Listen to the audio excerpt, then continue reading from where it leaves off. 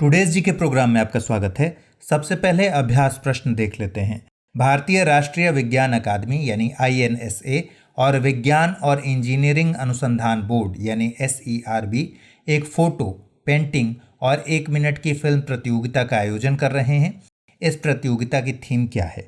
Options हैं science and corona virus, science through my eyes, science and pandemic, science for good future.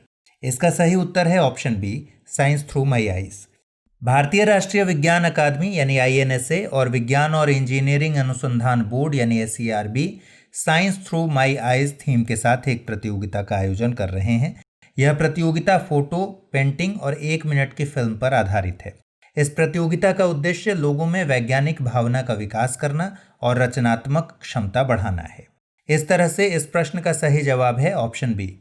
हमारे video अंग्रेजी में देखने के लिए फॉलो करें हमारा ही दूसरा यूट्यूब चैनल दृष्टि IAS इंग्लिश। आइए अब देखते हैं आज के सेशन का पहला सवाल। निम्न में से किसे संयुक्त राष्ट्र जिनेवा में भारत के स्थायी प्रतिनिधि के तौर पर नियुक्त किया गया है? इंद्रमणि पांडे, आबिद हसन, शिवशंकर मेनन, सुजाता सिंह। सही उत्तर है ऑप्शन ए, इंद्रमणि पांडे। अनुभवी राजनयिक इंद्रमणि पांडे को जिनेवा में संयुक्त राष्ट्र और अन्य अंतर्राष्ट्रीय संगठनों के लिए भारत का अगला स्थायी प्रतिनिधि नियुक्त किया गया है। इंद्रमणि पांडे 1990 बैच के भारतीय विदेश सेवा यानी IFS के अधिकारी हैं, जो वर्तमान में विदेश मंत्रालय मिनिस्ट्री ऑफ एक्सटर्नल अफेयर्स में अतिरिक्त सचिव के रूप में सेवारत हैं। इंद्रमणि पांडे को राजीव के चंदर के स्थान पर नियुक्त किया गया है। तो इस तरह इस प्रश्न का सही जवाब है ऑप्शन ए। दूसरा सवाल देखते हैं। बहुधा यात्रा उत्सव का संबंध निम्न में किस राज्य से है? ऑप्शन हैं पंजाब, मणिपुर, ओडिशा या फिर पश्चिम बंगाल। और सही जवाब है इसका ओडिशा। बहुधा यात्रा ओडिशा से संबंधित है। ओडिशा राज्य में स्थित पुरी के जगन्नाथ मंदिर से इस उत्सव का संबंध है। बहुधा यात्रा दरअसल वार्षिक रथ यात्रा के बाद देवताओं की पुरी जगन्नाथ मंदिर की वापसी यात्रा है, जिसे हर साल धूमधाम से मनाया जाता है। लेकिन इस साल कोविड-19 के चलते यह यात्रा भक्तों की अनुपस्थिति में मनाई गई। जगन्नाथ मंदिर की रथ यात्रा भगवान बलभद्र, भगवान जगन्नाथ और देवी सुभद्रा को समर्पित है। तो इस तरह इस प्रश्न का सही जवाब है ऑप्शन सी, ओडिशा। चलिए अगला सवाल देखते हैं। उच्च वैज्ञानिक अनुसंधान और वैज्ञानिक श्रम शक्ति तैयार करने के लिए निम्नलिखित में से किसने एक्सेलरेट विज्ञान AV स्कीम लॉन्च की है? IIT दिल्ली, IIT मद्रास, विज्ञान और इंजीनियरिंग अनुसंधान बोर्ड यानी SERB या फिर DRDO। सही जवाब है ऑप्शन सी, विज्ञान और इंजीनियरिंग अनुसंधान बोर्ड। केंद्र सरकार ने वैज्ञानिक शोधों को बढ़ावा देने के लिए एक्सेलरेट विज्ञान यानी AV योजना की शुरुआत की है। इस योजना का मकसद राष्ट्रीय स्तर पर अनुसंधान क्षमता की पहचान करने के लिए एक सिस्टम की शुरुआत करना, रिसर्च, इंटर्नशिप और क्षमता निर्माण कार्यक्रमों के लिए एक मंच प्रदान करना और वैज्ञानिक जनशक्ति तैयार करना है।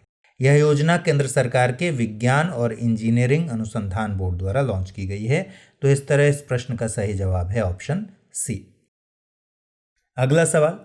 हाजिया सोफिया, जो वर्तमान में एक म्यूजियम के रूप में जाना जाता है, हाल के दिनों में पहचान बदलने को लेकर चर्चा में है।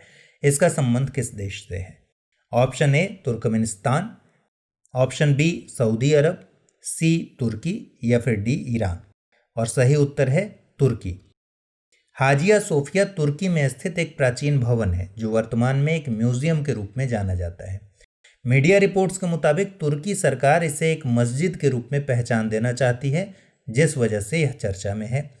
हाजिया सोफिया को 6ठी शताब्दी की इमारत माना जाता है, जिसका निर्माण इस्तांबुल में एक प्रभावशाली गुंबदनुमा संरचना के रूप में किया गया है। गौरतलब है कि यह इमारत बाइजेंटाइन साम्राज्य के मुख्य गिरजाघर और ऑटोमन साम्राज्य के तहत एक मस्जिद के रूप में जानी जाती थी। हाजिया सोफिया यूनेस्को के विश्व धरोहर स्थल में शामिल है। तो इस तरह इस प्रश्न का सही जवाब है ऑप्शन सी, तुर्की। अगला सवाल देखते हैं। हाल ही में किसे या किन्हें एक प्रतिष्ठित अमेरिकी foundation Carnegie corporation of New York द्वारा 2020 ग्रेट इमिग्रेंट सम्मान प्रदान किया गया है? ऑप्शंस हैं सिद्धार्थ मुखर्जी और राज चेट्टी, राकेश खुराना और संजय शर्मा, गीता मेनन या फिर प्रदीप खोसला। इसका सही उत्तर है ऑप्शन ए, सिद्धार्थ मुखर्जी और राज चेट्टी। दो प्रसिद्ध भारतीय अमेरिकी, सिद्धार्थ मुखर्जी और राज चेट्टी को कार्नेगी कॉरपोरेशन ऑफ न्यूयॉर्क द्वारा 2020 ग्रेट इमिग्रेंट्स सम्मान से नवाजा गया है। कोविड-19 स्वास्थ्य संकट को कम करने के प्रयासों में इनके योगदान को देखते हुए अन्य 36 अप्रवासियों सहित इन्हें यह सम्मान दिया गया है। सिद्धार्थ मुखर्जी एक प्रसिद्ध लेखक, जीव विज्ञानी और ऑन्कोलॉजिस्ट हैं, जिन्हें The Emperor of All Maladies A Biography of Cancer रचना के लिए पुलित्जर पुरस्कार से भी सम्मानित किया जा चुका है। वहीं राज चेट्टी हार्वर्ड यूनिवर्सिटी में अर्थशास्त्र के प्रोफेसर हैं। तो इस तरह इस प्रश्न का सही जवाब है ऑप्शन ए। छठा सवाल, निम्नलिखित में से कौन सा या से कथन सामूहिक उत्तरदायित्व से संबंधित है या है?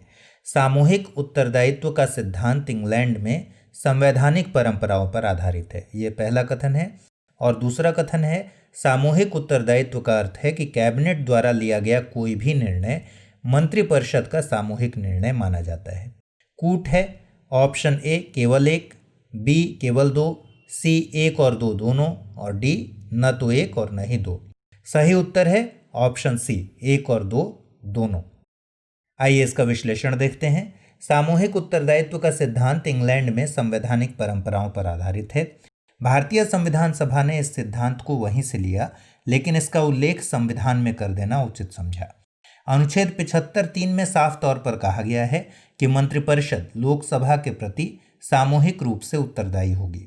सामूहिक उत्तरदायित्व का अर्थ है कि कैबिनेट द्वारा लिया गया कोई भी निर्णय मंत्रिपरिषद का सामूहिक निर्णय माना जाता है। तो इस तरह इस प्रश्न का सही जवाब है ऑप्शन सी। अगला सवाल, निम्नलिखित में से कौन सा या से कथन व्यक्तिगत उत्तरदायित्व के बारे में सही है या है? व्यक्तिगत उत्तरदायित्व का सिद्धांत भारतीय संविधान के अनुच्छेद 75(2) में निहित है। मंत्री राष्ट्रपति के प्रसाद पर्यंत अपने पद धारण करेंगे। इसका तात्पर्य है कि मंत्री व्यक्तिगत तौर पर कार्यपालिका के प्रमुख के प्रति उत्तरदायी होंगे। कूट है केवल एक, केवल दो, एक और दो दोनों, या फिर न तो एक और न ही दो। और सही जवाब है ऑप्शन सी, एक और दो दोनों। आइए एनालिसिस देखते हैं इसका। व्यक्तिगत उत्तरदायित्व का सिद्धांत अनुच्छेद 75(2) में निहित है, जिसमें कहा गया है कि मंत्री राष्ट्रपति के प्रसाद पर्यंत अपने पद धारण करेंगे। इसका मतलब है कि मंत्री सामूहिक रूप से भले ही लोकसभा के प्रति उत्तरदायी हों, वह व्यक्तिगत तौर पर कार्यपालिका के प्रमुख के प्रति उत्तरदायी होते हैं। गौरतलब है कि राष्ट्रपति के प्रसाद पर्यंत पद धारण करने का वास्तविक अर्थ प्रधानमंत्री के प्रसाद पर्यंत पद धारण करना है, क्योंकि राष्ट्रपति प्रधानमंत्री की सलाह के अनुसार ही कार्य करता है। तो इस तरह इस प्रश्न का सही जवाब है ऑप्शन सी। अगला सवाल है, निम्नलिखित में से क्या मंत्री पद की अर्हताओं में शामिल नहीं है या है? अर्हता मतलब एलिजिबिलिटी।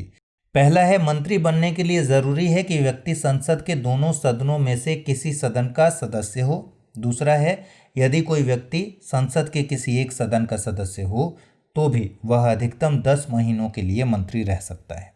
केवल एक, केवल दो, एक और दो दोनों, न तो एक और न ही दो, ये चारों कूट हैं। सही जवाब है इसका ऑप्शन ए, केवल एक। संविधान में मंत्रियों की अर्हताओं के व्यापक प्रावधान नहीं किए गए हैं। एक प्रावधान अनुच्छेद 75(5) में है, जिसमें कहा गया है कि कोई मंत्री जो निरंतर 6 महीने की किसी अवधि तक संसद के किसी सदन का सदस्य नहीं है, उस अवधि की समाप्ति पर मंत्री नहीं रहेगा। मंत्री बनने के लिए जरूरी है कि व्यक्ति संसद के दोनों में से किसी सदन का सदस्य हो। इसमें निहित है कि जो अर्हताएं लोकसभा या राज्यसभा का सदस्य बनने के लिए जरूरी हैं, वे मंत्री बनने के लिए भी हैं। यदि कोई व्यक्ति संसद के किसी सदन का सदस्य न हो तो भी वह अधिकतम 6 महीनों के लिए मंत्री रह सकता है। इतना ही नहीं, वह प्रधानमंत्री भी बन सकता है।